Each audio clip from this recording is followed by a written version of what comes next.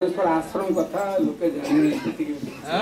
भुवनेश्वर आश्रम कथा भुवनेश्वर आमर भुवनेश्वर रे गुरुदेव स्वामी शिवानंद महाराज 100 वर्ष पूर्ति बेले गोटे स्कूल आम आरंभ करूँ 30 वर्ष है चली आवासिक विद्यालय 10 एकर जमी राजधानी रे अच्छी गौशाला अच्छी समस्त देखिक आसी पिला बढ़िक डाक्तर इंजीनियर बड़ बड़ सब हेले सब सिगरेट छुई ना आदर्श जीवन यापन करता भल मनीष तैयारी कर समाज को दवापे आम चाहूँ जो मैंने षष्ठ श्रेणी पिला जी किए अच्छे पठे पारती ओडिया मीडियम रे पढ़ हरि ओम सत्य आमर